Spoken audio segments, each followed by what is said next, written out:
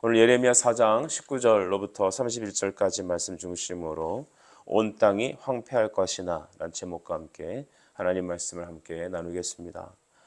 선지자, 오늘 이 말씀을 전하는 예레미야 선지자는 이스라엘이 당면할 이 심판, 바벨론 침공과 나라의 멸망을 앞에 두고 하나님의 심판에 대하여 심한 고통을 온 몸과 영혼으로 체험하고 있습니다.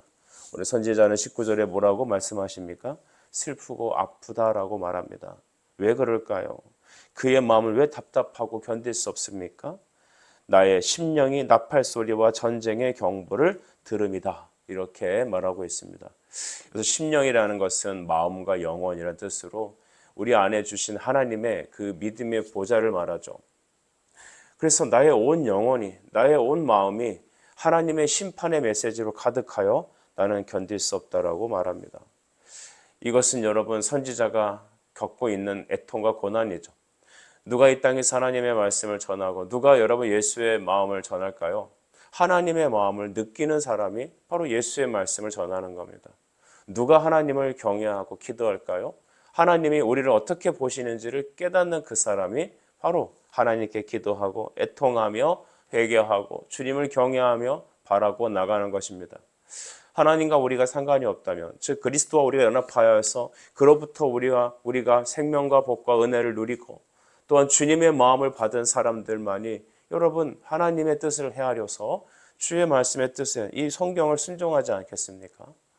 그런데 하나님이 택하신 내 백성은 하나님을 알지 못하니 머리로는 하나님을 안다고 착각하고 자기 스스로를 속이고 또한 눈으로 본다고 하는데 하나님을 보지 못하고 귀로 주의 말씀을 듣고 있다고 말하지만 그들은 진짜 듣지 못하는 자였습니다. 이것이 단순히 여러분 예레미야 시대에만 있었던 일일까요? 그렇지 않습니다. 오늘 우리가 살아가는 이 시대입니다. 참 과거에 한국이 이보다 잘 살 때가 어디 있었나 저는 감히 생각해 봅니다. 우리 대한민국이 세계적으로 이만큼 이슈가 좋았던 대한민국이 세계 국익을 떨치고 이만큼 여러분 명성이 있었을 때가 또 어느 때인가 생각을 합니다.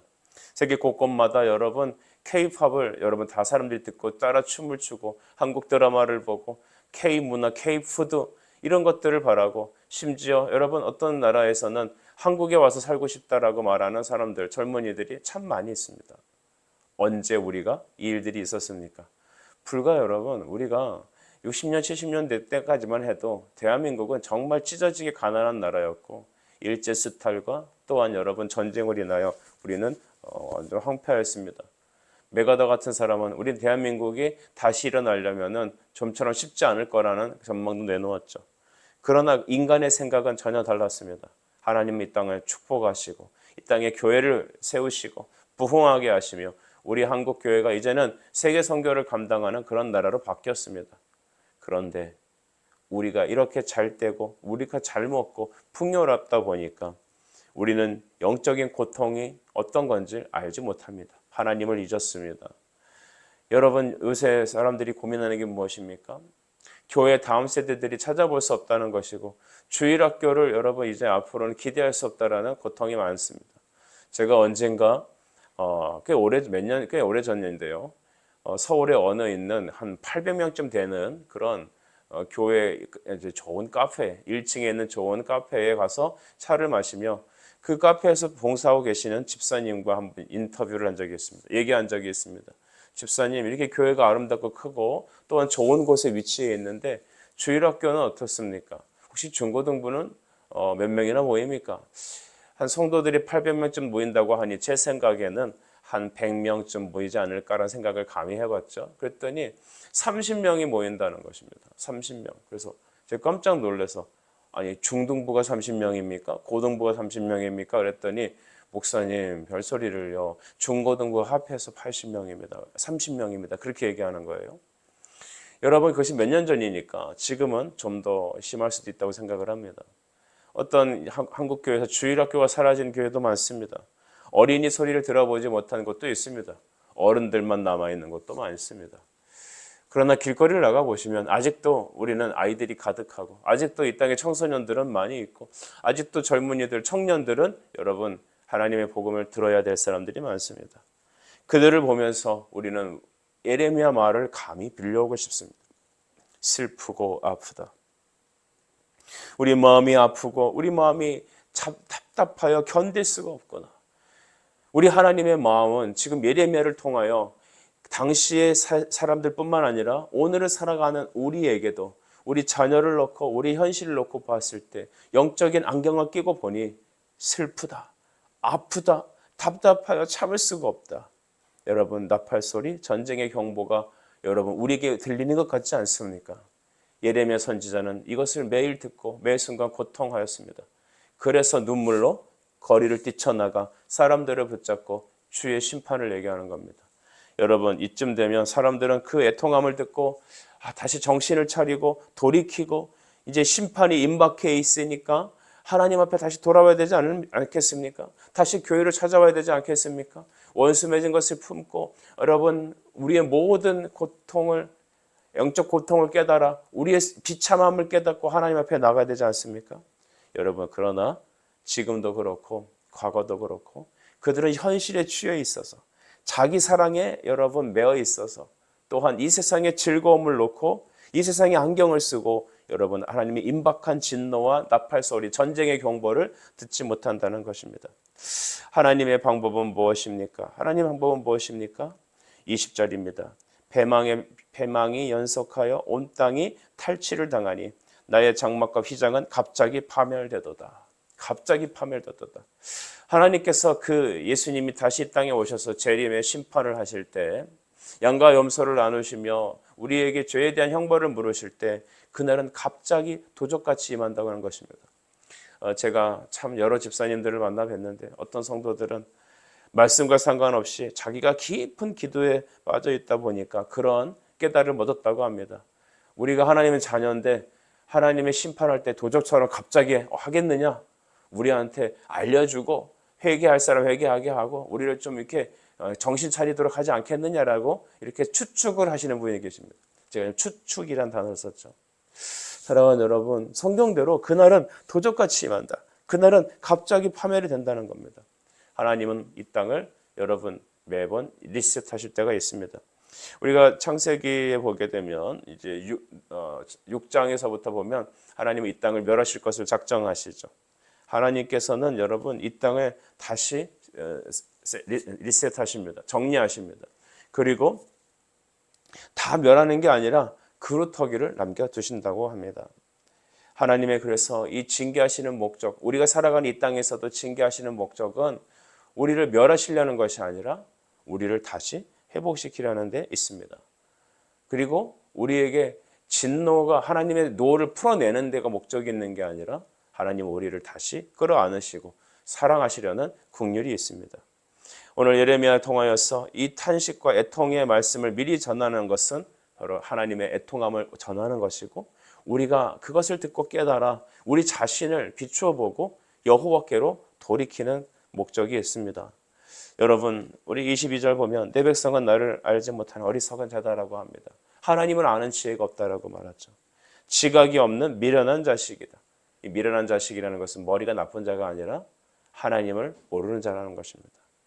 교회 다니는데 하나님을 모른다고요? 목회자인데 주님을 모른다고요? 하나님을 경험하지 못했다고요? 네, 그럴 수 있습니다. 하나님을 알지 못할 수 있습니다. 이것이 심각한 겁니다. 교회를 다니는데 하나님을 모르고 수십 년간 주님의 말씀을 들었는데 정말 여호와의 말씀을 들을지 모르는 겁니다. 이사야 6장 9절 말씀처럼 너희가 보아도 보지 못하고 들어도 듣지 못할 것이다. 우리의 마음이 강팍하여 목이 곧은 사람들이어서 하나님의 말씀을 우습게 여기게 된다는 것이죠. 여러분, 악을 행하기에는 지각이 있지만 선을 행하는 데에는 무지하다고 합니다. 로마서 6장 19절 말씀이 생각나네요. 선한 데는 미련하고 선한 데는 지혜롭고 악한 데는 미련하라라고 하는 말이 있죠. 여러분, 우리는 하나님에 대해서 알아야겠습니다. 말씀을 통해 우리는 주님의 마음을 깨달을 수 있습니다. 성령의 도우심으로 우리는 하나님이 우리를 어떻게 보시는지 깨달을 수 있습니다. 성경을 읽을 때 그의 성령의 숨결로 기록된 이 성경을 한 절 한 절 읽을 때 하나님은 내 자신에게 찔리는 비수와 같이 깨닫게 하시는 말씀으로 그 바람으로 우리로 하여금 알게 하시고 하나님의 마음을 깨닫게 하시고 또한 우리의 모습을 보면 비통함과 애통함을 경험하게 하여 회개와 주께로 돌이키는 역사를 주실 것입니다. 할렐루야. 우리가 지각이 없는 미련한 데서 어떻게 하나님을 알고 주님이 원하시는 그 믿음의 순종을 할 수 있을까요? 답은 한 가지입니다. 우리가 시편 1편 3절에 나와 있는 말씀 것처럼 시냇가에 심겨진 나무가 되는 것입니다. 여러분, 바람에 나는 겨가 아니라 시냇가에 심겨진 나무가 되는 것, 바로 예수 그리스도를 영접하고 그의 은혜를 깨닫고 다시 하나님의 말씀의 옆에 심겨지는 겁니다. 이것은 하나님의 은혜로만 되는 것이니 오늘도 이 말씀을 듣고 여호와께로 돌이키시는 저와 여러분이 되기를 간절히 바랍니다. 하나님께서는 이 땅을 보시며 다음과 같이 표현하시는데 23절부터 28절까지 말씀이 그것입니다. 23절 말씀 보면 보라 내가 땅을 본즉 혼돈하고 공허하며 하늘에는 빛이 없으며 라고 했습니다. 혼돈하고 공허하며 빛이 없다. 이것은 여러분 우리 창세기 1장에 보면 땅이 혼돈하고 공허하며 라고 하는 1장 2절의 말씀으로 우리가 연동이 될 수 있을 것 같아요. 하나님이 이 땅을 창조하시기 전에 온 세상은 뒤죽박죽이고 하나님께서는 다만 이 땅을 창조하시기 위해서 수많은 계획 속에서 때를 찬 하나님의 숨결을 기다리고 있었습니다. 하나님께서는 빛이 있으라 하시며 빛이 있었고 또한 이 땅의 모든 것을 정리하시고 다시 만드시고 생명과 호흡을 불어넣으셨습니다. 그런데 여러분 오늘 선지자가 보는 이 땅은 다시 하나님이 창조하신 그 땅이 아니라 죄로 말미암아 엉망진창이 돼버린 이 땅의 혼돈과 공허함과 빛없는 어둠을 그는 영적으로 바라보고 있는 것입니다. 여러분 이 땅이 아무리 아름다워도 아무리 건물이 화려하여도 황무지 같고 하나님의 진노 앞에 서 있는 그런 황폐한 땅처럼 선지자는 보고 있습니다. 우리도 그렇게 보는 영안이 있어야겠습니다. 하나님이 세상을 창조하셨을 때는 어떠셨습니까? 보시기에 심히 좋았다고 하셨습니다. 보시기에 좋았더라. 인간을 창조하시기에는 내가 정말 보기에 좋다라고 하나님은 기뻐하셨습니다. 그러나 인간이 타락하는 순간 자연 만물도 죄 가운데 이르게 되고 온 세상이 혼돈하며 공허하며 여러분 진리의 빛을 아는 것이 없습니다. 이 땅에 진리의 빛이 없을수록 어쩌면 거리에 네온사인은 더 가득할 것입니다. 우리가 네온사인을 비추고 집안에 불을 환히 비추는 것 이전에 우리 마음에 하나님의 말씀의 등불을 더 키우길 바랍니다. 하나님이 주시는 빛으로 세상을 바라볼 때 우리는 여러분 하나님이 이 땅이 얼마나 애통하며 얼마나 혼돈하며 공허한지를 깨닫게 하실 것입니다. 여러분 이 땅을 다시 회복시키는 방법은 무엇일까요? 국토를 개발하는 걸까요? 좋은 교육으로 우리 자녀들을 양육하는 것입니까? 여러분 이 땅의 교훈과 철학과 인본주의로는 세상을 바꿀 수가 없습니다. 세상을 바꾸는 일은 단 하나입니다. 말씀으로 돌아가는 것이죠. 하나님 말씀의 숨결이 우리를 다시 살리시는 겁니다. 빛이 있으라 하셨고 또한 말씀으로 세상을 창조하신 하나님의 방법 바로 말씀을 통하여 우리에게 여호와의 말씀이 임하여 하나님의 숨결이 우리에게 전해지는 것입니다.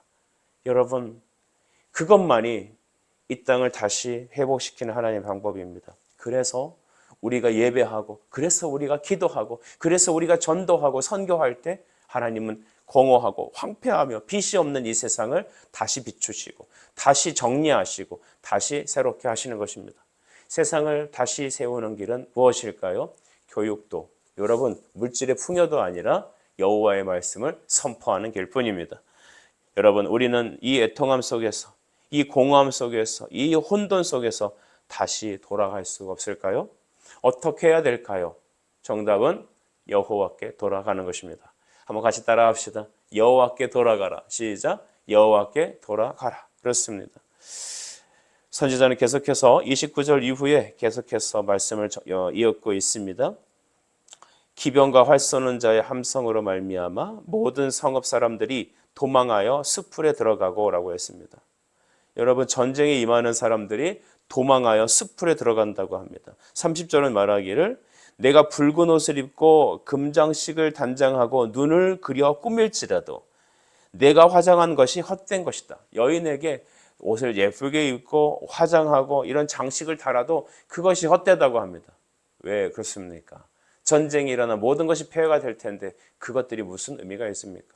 도망해도 도망갈 것이 없고 화려하게 나를 메이크업해도 그것은 헛된 것. 그러니까 우리가 하는 모든 것들이 다 헛되다는 것이죠. 오늘날 여러분 우리는 여러 가지 문제를 직면합니다. 저출산 문제가 직면하고요. 내일의 한국의 존립이 문제가 있고요. 전쟁에 대한 여러 위협이 있고요. 우리는 또한 인생의 마지막을 향해 걸어가고 있습니다.